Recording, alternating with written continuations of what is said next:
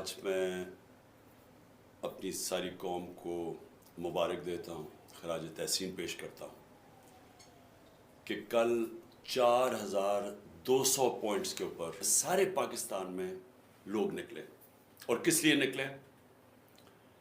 کسی شخصیت کے لیے نہیں نکلے، آئین کے لیے نکلے، اپنے آئین کی حفاظت کرنے کے لیے نکلے. اور وہ کیوں نکلے وہ پھر بھی یہ آئین کا کئی دفعہ کئی لوگ ہیں ان کو سمجھ نہیں آتی. دیکھیں، ملک کا قانون بنتا ہے ملک کے آئین سے.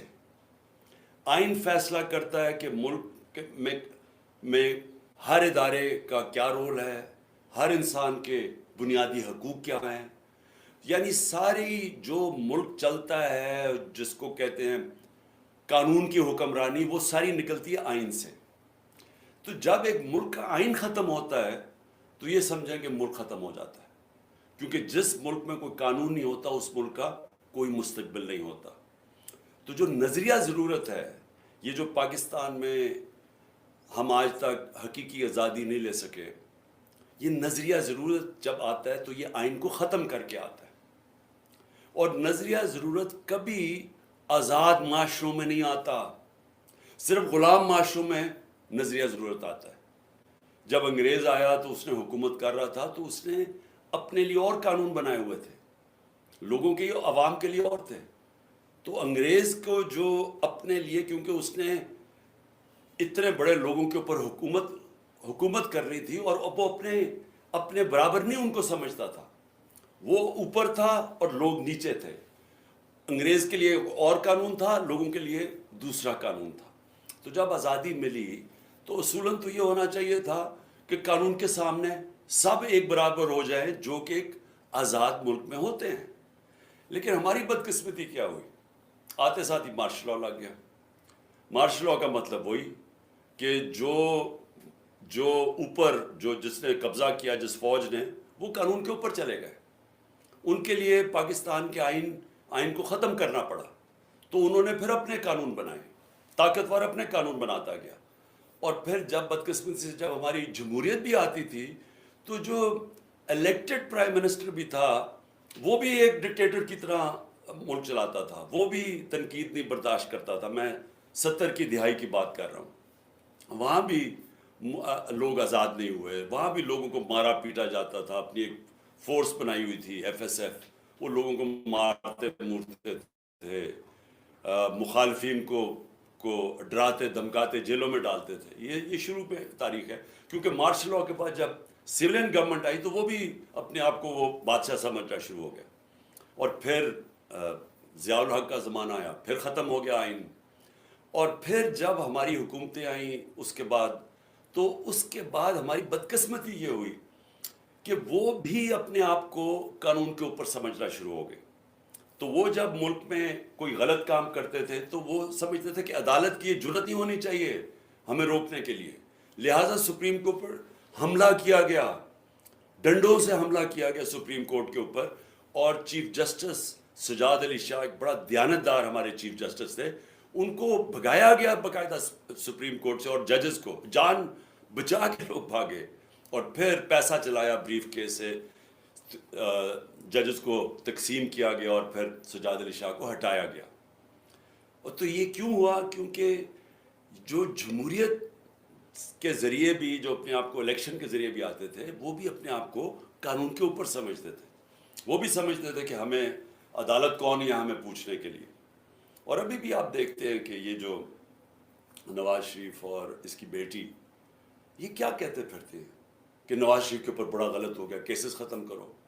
ایک دفعہ نہیں بتا رہا ہے کہ جس کی وجہ سے، پینما کی وجہ سے جو پھنسے تھے، وہ پینما انٹرنیشنل انکشاف ہوا تھا جس میں یہ چیز سامنے آئی تھی کہ یہ جو مہنگے ترین لنڈن کے اپارٹمنٹس ہیں اس کی مالکہ مریم نواز ہیں.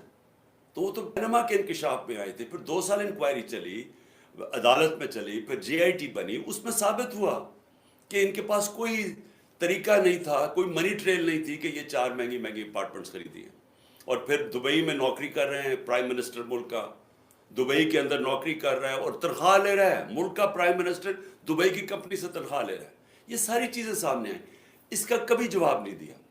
کہتے وہ یہ ہیں کہ جرت کیسے پڑی ہمارا کہ کسی نے ہمیں سزا دے دی. تو کسی کی مجال کہ ہم وہ لوگ تھے, ہم کوئی خاص لوگ تھے کہ ہمارے سے پوچھ لیا اور ہمیں سزا دے دی. تو یہ ہے ملک کا مسئلہ.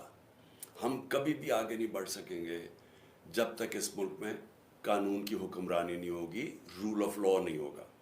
میں مدینہ کی ریاست کی اس لیے آپ سب کو بار بار مثال دیتا ہوں کہ جب وہ غریب ترین حالات میں تھے, پہلی چیز میرے نبی صلی اللہ علیہ وسلم نے مدینہ کی ریاست میں قانون کی حکمرانی قائم کی, عدل اور انصاف قائم کیا. اس کی بنیاد پہ کھڑا ہوا ایک دنیا کا عظیم ترین معاشرہ. آج دنیا میں کوئی اب ملک دیکھ لیں جہاں خوشحالی ہے, جدھر انصاف ہے وہاں خوشحالی ہے, جدھر جنگل کا قانون ہے وہاں غربت ہے. تو یہ تو یعنی جو بھی دنیا جانتا ہے اسے پتہ ہے کہ یہ حالات ہیں جب آپ کے ملک کے اندر مائٹ از رائٹ ہوتی ہے, یعنی طاقت کی حکمرانی ہوتی ہے, جو پاکستان میں آج. اس لیے کل کا دن بہت اہم تھا اس ملک کی تاریخ میں. اپنے ملک کی آئین کی حکمرانی, قانون کی بالادستی, اس کے لیے 4200 جگہ پہ لوگ نکلے. اور ساروں نے, پھر سے میں یہ کہتا ہوں کہ کسی شخصیت کے لیے نہیں نکلے. اگر انہوں نے چیف جسٹس کا نام لیا تو چیف جسٹس کا اس لیے نام لیا کیونکہ وہ آئین کے ساتھ کھڑے ہیں. آئین کہتا ہے 90 دن میں الیکشن ہونے چاہیے. سارے دنیا کے اندر ججز, پاکستان کے ججز, وکیل سب سمجھتے ہیں کہ 90 دن میں الیکشنز ہونے چاہیے. اور یہ جو اب گورنمنٹ میں بیٹھے ہوئے ہیں 60% کیبنٹ کرپشن کیسز کے اوپر بیل پہ ہے, یہ اب پوری کوشش کریں الیکشن سے بھاگنے کی, اور یہ آئین توڑنے کے لیے تیار ہیں. یہ سپریم کورٹ کے فیصلے کے خلاف جانے کے لیے تیار ہیں. یہ سپریم کورٹ کو تقسیم کرنے کے لیے تیار ہیں, صرف اس لیے کہ ان کو الیکشن نہ ملے. کھل کے سپریم کورٹ کو اٹیک کر رہے ہیں. ان کے لوگ کہہ رہے ہیں کہ جی اگر سپریم کورٹ نے فیصلہ کیا مانیں گے نہیں, یہ کھل کے کہہ رہے ہیں. تو میں یہ چاہتا ہوں کہ پہلے صرف یہ دیکھ لیں, اس کے بعد میں باقی بات کرتا ہوں, کہ جب ان کو سپریم کورٹ کا فیصلہ پسند تھا تو ان کے لوگوں نے کیا سپریم کورٹ کے متعلق کیا سٹیٹمنٹس دی. ہمارے پاس اللہ کا کرم ہے, سوشل میڈیا ہے, یہ ساری چیزیں اب آپ کو پتہ چل جاتی ہے کہ یہ پہلے کیا کہتے تھے, اب کیا کہتے ہیں. مجھے کہتے تھے کہ اگر آپ نے الیکشن کروانا ہے تو اپنی حکومتیں ڈیزالو کر دیں. حکومتیں ڈیزالو کی تو سارے الیکشن سے بھاگ گئے. اب کہتے ہیں کہ جی عمران خان انتشار پھیلا رہا ہے, آئین کے مطابق چل رہے ہیں عمران خان, 90 دن میں الیکشن ہونے چاہیے.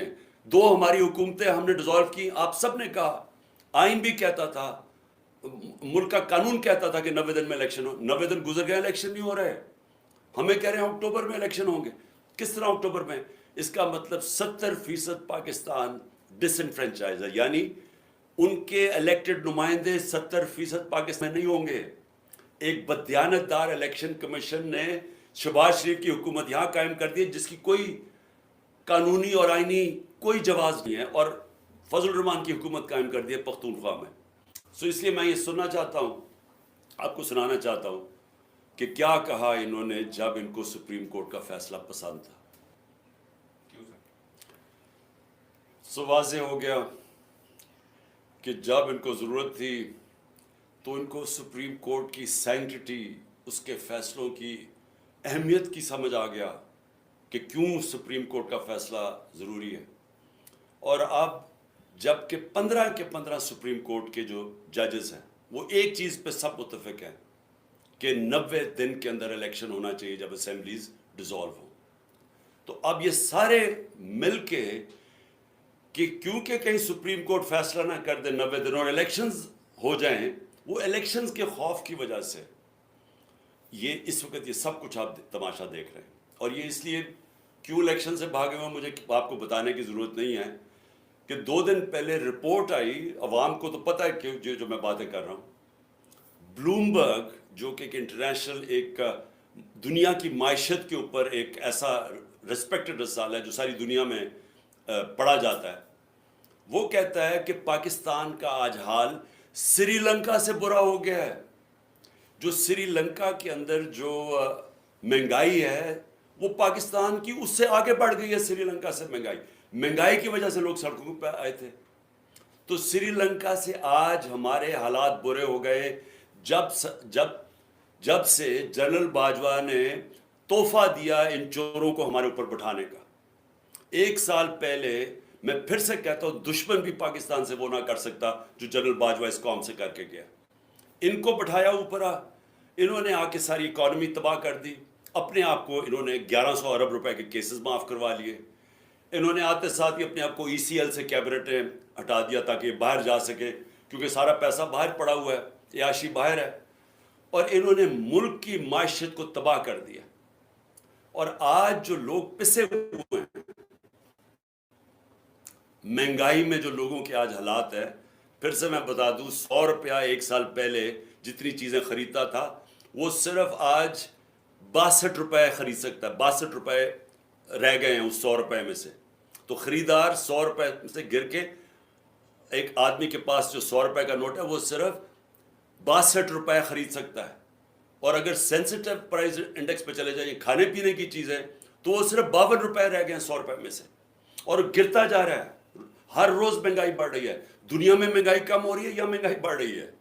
تو اس لیے میں آج وہ ساری قوتیں جو ان چوروں کے پیچھے بیٹھی ہوئی ہیں, میں آپ سب کو کہہ رہا ہوں کہ آپ ابھی سے سمجھ جائیں ملک کدھر جا رہا ہے. سری لنکا کے اندر جب پبلک نکلی تھی حالات اتنے برے نہیں تھے. آج کیوں نہیں پاکستانی قوم نکل رہی؟ امید لگا کے بیٹھی ہوئی ہے کہ الیکشنز آئیں گے, تو وہ الیکشنز کی انتظار کر رہے ہیں کہ غصہ ان کا الیکشن میں نکلے گا, جس کی وجہ سے یہ بھاگ رہے ہیں. تو مجھے اپنی اسٹیبلشمنٹ کی نہیں سمجھ آ رہی کہ آپ کو اس میں سے کیا مل رہا ہے. ان چوروں کے پیچھے لگ کے جنہوں نے ملک کو تباہ کر دیا ہے, تو اس سے آپ کو کیا مل رہا ہے کہ ان کے پاس تو کوئی اب طریقہ ہی نہیں ہے ملک کو بچانے کے لیے. ان کے پاس تو روڈ میپ نہیں ہے. اکتوبر تک یہ کیوں انتظار کر رہے ہیں؟ کیونکہ انہوں نے اور ہمیں تحریک انصاف کو پکڑ دکڑ کرنی ہے, اداروں کو ہمارے خلاف استعمال کرنا ہے, کیسز اور کرنے ہیں. کیا اس سے یہ بچ جائیں گے؟ میں سوال یہ پوچھتا ہوں کہ کیا اس سے یہ بچ جائیں گے؟ علی امین کو 1 مہینہ پکڑا, جیلوں میں پھرایا, کدھر سے کدھر, بکھر, پھر اسلام آباد, پھر اس کو لے کے گئے ادھر لاہور لے کے آئے, تشدد کیا اس کے اوپر, پھر ادھر سے گیا پتہ نہیں شکارپور. تو کیا ہوا؟ 20 کلومیٹر لمبا اس کو جلوس لینے آیا ڈی آئی خان میں. وہ علی امین کہتا ہے میں نے کبھی اس طرح کی عوام کا رویہ نہیں دیکھا, انہوں نے اس کو اتنا بڑا ہیرو بنا دیا. تو کیا فرق پڑا؟ کیا یہ پکڑ دکڑ سے کچھ بدل جائے گا؟ کیا یہ عمران خان 2 دفعہ مجھے قتل کرنے کی کوشش کی, کیا میں رک گیا ہوں؟ میں پھر نکل رہا ہوں, میں پھر جا رہا ہوں پبلک میں پھر جلسے کر رہا ہوں. بدھ سے میں جلسے کر رہا ہوں, 14 تک کروں گا. یہ جو بھی آپ سمجھ رہے ہیں کہ یہ خوف زدہ ہو کے یہ کہ ایک تحریک جو لوگوں کے دلوں میں چلی گئی ہے وہ رک جائے گی. 4200 جگہ پہ لوگ نکلے ہیں, اور میں آپ کو اب یقین دلاتا ہوں کہ میری جو اگلی کال ہوگی وہ اس سے زیادہ لوگ نکلیں گے. اور یہ ضروری نہیں کہ اگر آپ اس طرح دباتے رہیں لوگوں کو اور پکڑ دکڑ کرتے رہیں تو ہم چپ کر کے بھیڑ بکریوں کی طرح اسی طرح ہی بیٹھے رہیں گے. ہم صرف اپنی ملک کی معیشت دیکھتے ہوئے, کیونکہ ہم نے باہر نہیں بھاگنا. ابھی تک میری جگہ یہ دوسرے ہوتے تو باہر بھاگے ہوتے بڑی دیر کے. ہم نے یہاں جینا مرنا ہے, اس لیے ملک کا سوچ رہے ہیں کہ اگر ہم نے یہاں سڑکوں کے اوپر نکلا ہے جس طرح سری لنکا میں لوگ نکلے تھے, تو یہاں تو معیشت تو آگے بیٹھ گئی ہے. تو اس لیے میں سب کو آج کہہ رہا ہوں کہ یہ جو آپ ظلم کر رہے ہیں اور جو ہمارے کارکنوں کو پکڑ رہے ہیں, اس سے تحریک نہیں رکنے لگی, اس کو اور تیزی سے اوپر جا رہی ہے, لیکن اس سے ملک کو آپ تباہی کی طرف لے کے جا رہے ہیں.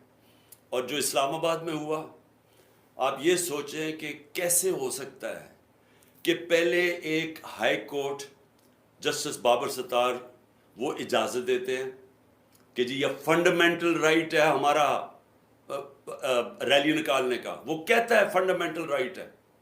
رات کے 2 بجے پولیس کہتی ہے نہیں آپ نکال سکتے. کیوں نہیں نکال سکتے؟ اور کس چیز کے لیے ریلی نکال رہے ہیں؟ آئین کی, اپنے آئین کی بالادستی کے لیے ریلی نکال رہے ہیں, کوئی انتشار کے لیے نہیں نکال رہے. رول آف لاء کے لیے ریلی نکال رہے ہیں، اجازت ہی دیتے، اور اجازت ہی نہیں صرف دیتے، وہاں آپ دیکھیں عورتیں وہ بیچاری کھڑی ہیں سائڈ پہ، ان کو پکڑ کے جیلوں میں ڈال رہے ہیں، ساری دنیا کے سامنے منہ کالا کروا رہے ہیں پاکستان کا. اور اس کے بعد ہمارے رات کو ورکرز کو پکڑنا شروع کر دیتے ہیں، 50-60 ورکر پکڑ لیے ہیں، سرگودا میں علیحدہ ورکر پکڑ رہے ہیں.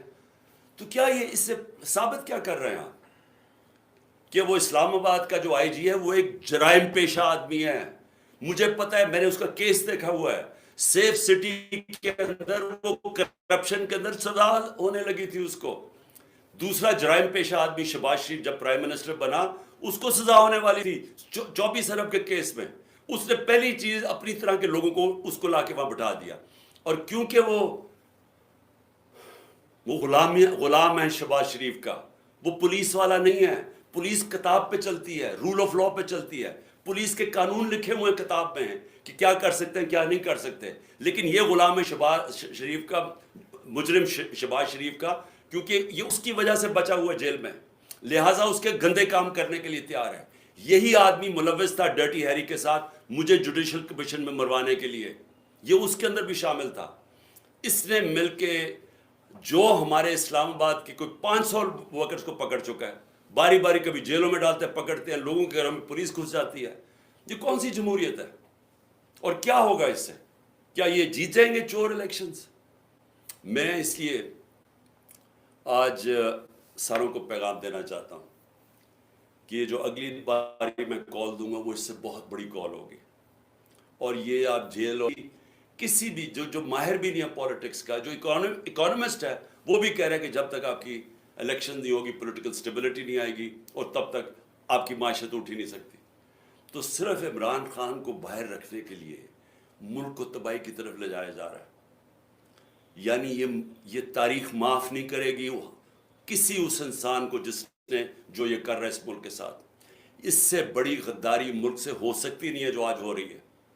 میر جعفر چھوٹا نام ہے، میر جعفر چھوٹا نام ہے جس آدمی نے ہماری گورنمنٹ 1 سال پہلے گرائی اور جدھر آج پاکستان کو پہنچایا ہے، میر جعفر اس کے لیے چھوٹا نام ہے. دشمن نہیں کر سکتا، میں پھر کہتا ہوں، دشمن پاکستان کو اتنا نقصان نہیں پہنچائے گا جو وہ اس نے ہمارے اوپر پہنچایا. اس ملک کو سارے مل کے ہم اٹھا سکتے ہیں، یہ قوم اس ملک کو نکال سکتی ہے. کوئی باہر کی اب طاقت کوئی مدد کرنے کے لیے تیار نہیں ہے. دیکھ ہی لیا کہ ہندوستان میں کس طرح کی ذلت کا سامنا کرنا پڑا بلاول بھٹو کو. میں اس میں کوئی شک نہیں کہ اس نے بڑا غلط، کوئی ایٹیکیٹ نہیں تھی ان فورن منسٹر کو، کوئی تمیز نہیں تھی. کبھی اس طرح کسی آپ ملک میں کوئی مہمان آئے کبھی آپ اس طرح نہیں کرتے، اس طرح کا رویہ نہیں کرتے. لیکن اس بیوقوف کو وہاں جانے کی کیا ضرورت تھی؟ اس نے وہاں جا کے کیا ان کو کنونس کر دینا تھا؟ یعنی آپ کا پاکستان کی جو پوزیشن ہے، کیا اس نے جا کے کوئی کون سا مارکا مارنا تھا؟ اور وہ جو دوسرا چلا گیا وہاں لنڈن کے اندر جا تاج پوشی کے اوپر، کیا پاکستان کے پاس اتنا پیسہ ہے؟ ہمارا ملک برا حال ہے. ایک ٹرپ جب جاتا ہے، یہ پرائم منسٹر ذرا پوچھیں کہ اس کا خرچہ کتنا ہے، کم از کم $2-3 لاکھ اس نے خرچ کیا ہے. اور اس سے پوچھیں جو پرائیویٹ جہاز میں گیا گوا، اس نے کتنا پاکستان کا پیسہ خرچ کیا. ایک طرف ہمارے پاس فورن ایکسچینج نہیں ہے، دوسری طرف فضول بیرونی دورے پہ ہم چکر مار رہے ہیں، ذلیل اپنے آپ کو کروا رہے ہیں. وہ کس نے پوچھا تھا شہباز شریف کو؟ کون لینے آیا تھا اس کو ایئرپورٹ پہ؟ تو یہ اگر آپ نے اپنے آپ کو ذلیل کروانے جانا ہے تو کم از کم ملک کا پیسہ تو بچائے نا. اور اس لیے میں کہہ رہا ہوں کہ اس وقت ہمارے پاس کوئی دوسرا راستہ نہیں ہے سوائے الیکشنز کے. یہ سیٹ اپ، مصنوعی سیٹ اپ جو باجوہ لے کے آیا تھا، اس کو ہٹائیں، الیکشنز کروائیں، عوام کے اوپر چھوڑیں، فیصلہ کریں کہ عوام کون چاہتا ہے، کس کو چاہتا ہے. اور جس کو بھی عوام چاہتا ہے وہ آئے، 5 سال کا مینڈیٹ لے کے آئے. اس کے بعد ملک کے اندر اصلاحات کریں، وہ اصلاحات کریں جو کبھی یہ حکومت نہیں کر سکتی. اور وہی آ کے بجٹ دے، وہی آ کے اصلاحات کرے، اور وہی پاکستان کو اس دلدل سے نکالے جو کہ نکل سکتا ہے. میں نے 3.5 سال کی جو مجھے تجربہ ہوا، ہمارا بینکرپٹ تھا ملک، اور 3.5 سال کے بعد 17 سال میں بیسٹ اکنامک پرفارمنس تھی. کیونکہ ٹھیک ہو سکتا ہے ملک، لیکن اس کے لیے ایک بڑا پبلک مینڈیٹ چاہیے تاکہ ملک میں اصلاحات کر سکیں ہم.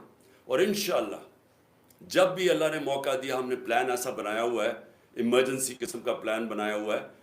انشاءاللہ اس ملک کو ان سارے مشکل وقت سے نکالیں گے. شکریہ.